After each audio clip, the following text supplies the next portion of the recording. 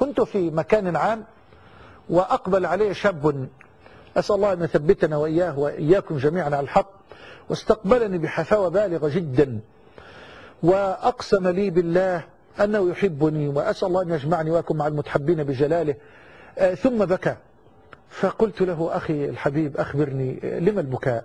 قال والله يا شيخ الله عز وجل جعلك سبب هدايتي وسبب توبتي. قلت الحمد لله، اللهم اجعل عملنا خالصا لوجهك الكريم وتقبل منا وجنبنا الرياء والنفاق وارزقنا الصدق في الأقوال والأعمال والأحوال. اللهم لا تجعل حظنا من ديننا قولنا وأحسن نياتنا وأعمالنا يا رب العالمين. أخبرني أخي الحبيب، بشرني. قال والله يا شيخ محمد بأنه كان يقدم الخمر على الماء على مائدته. يقول لي ما فيش أي سفرة توضع إلا ويضعون الخمر قبل أن يضعوا الماء. ثم قال بأنه ألحق بمكتبه الضخم الفخم غرفة خاصة للزنا، وأخبرني بأنه عين بالفعل موظفا لهذا الغرض ليأتيه بأجمل الفتيات والبنات. سلم يا رب. اللهم استر نساءنا وبناتنا أخواتنا وأصلح شبابنا واهد أولادنا وحصن فروجنا يا أرحم الراحمين. يقول لي تقريبا ليلة 3 رمضان، في رمضان من الرمضانات الماضية، بيقول لي أنا سمع الناس بره بتصلي التراويح وعمال أهزأ وأسخر بالدراويش اللي عمالة تصلي بره دي. الناس دي ايه اللي جرى لها؟ بيعملوا ايه؟ ويقسم لي بالله انه ما ركع لله ركعة قط، وانا اتصور انه قد جاوز 34 او 35 من عمره تقريبا، وهو من اسرة مرموقة جدا ومعروفة. اسال الله ان يسترنا في الدنيا والاخرة، في قلب القاهرة. يقول لي في هذه الليلة احضر له فتاة حسناء لكنه لم يستمتع بها، بعدما فعل بها الفاحشة لم يشعر بالمتعة كما يقول، فأمر هذا الموظف الذي خصصه لهذا الغرض أن يذهب ويخرج ليأتيه بفتاة أخرى أجمل. قال فخرج، يخبرني بأنه أمسك بالريموت وظل يبحث في القنوات عن فيلم فاضح ليكمل معه الوقت حتى تأتيه الفتاة. يقول سبحان الله وهو يقلب ويخبرني، بيقول لي رأيت وجهك على الشاشة، رأيت الصورة. يقول أنا فقط يعني قلت، هو يقول لي قلت الله ايه اللي جاب ده هنا غلط، ده جاي هنا غلط، ايه اللي جاب ده هنا غلط.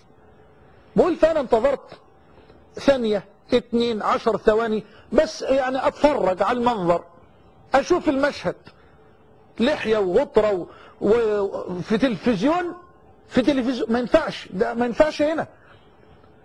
سبحان الله. قال ربع دقيقة نصف دقيقة الريموت في ايدي بدأت اسمع، لا يا لا قلت له لا، أراد الله عز وجل لك أن تسمع، أراد الله أن يسمعك، أراد الله بك الهدى والخير.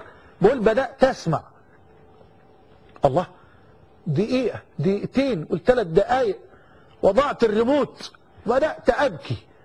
الكلام لي أنا، ويقول لي الكلام لي أنا. يا أخي سبحان الله ستعجب. يقول لي المحاضرة كانت بعنوان خطر الزنا.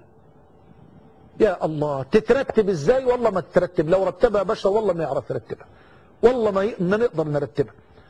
محاضرة كنت في دولة من دول الخليج، والمحاضرة منقولة على الهواء عن خطر الزنا، بيقلب بس في القنوات وقعت أراد رب الأرض والسماوات، والمحاضرة عن خطر الزنا. قل أدركت منها أكثر من 40 دقيقة، المحاضرة ساعة. بقول ده الكلام لي أنا، ده أنت بتخاطبني أنا. يقول بكيت وكأني لم أبكي في حياتي من قبل، ودخل إلى مكتبه الخاص فاغتسل ورفع جنابة الزنا في المرة الأولى، وبعد فترة دخل عليه هذا الموظف بهذه الفتاة الحسناء ومعه موظف آخر، فوجدوا نظروا على المكتب فلم يروا أحدا، فنظروا فوجدوا رجلا ساجدا بين يدي الله تبارك وتعالى يبكي وينتفض من البكاء. الله، مش مصدقين، فين فلان؟ مش ممكن يكون ده، مستحيل أبدا. لا إله إلا الله. مش بقول لحضرتك فإذا الذي بينك وبينه عداوة كأنه ولي حميم.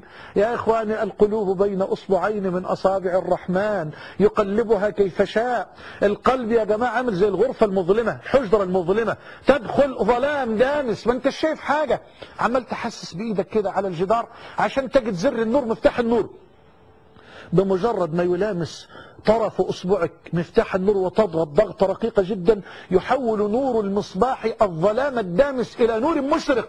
كذلك القلب إن لامسته أنوار الهداية تحول ظلامه الدامس إلى نور مشرق بفضل الله جل وعلا، بفضل الله جل وعلا، بفضل من بيده القلوب. إن القلوب بين أصبعين من أصابع الرحمن يقلبها كيف شاء.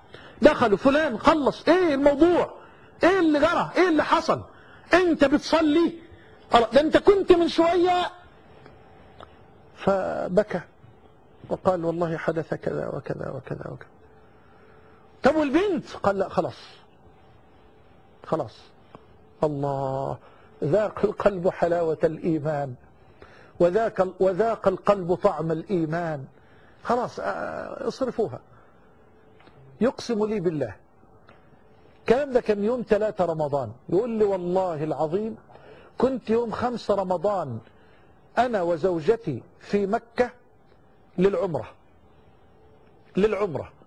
يقول وصليت من هذه الليلة ولم أترك الصلاة بفضل الله جل في علاه، ثم بشرني بشرى أخرى جميلة وقال يقسم بأن فرجه ما مس إلا امرأته بعد هذه الليلة.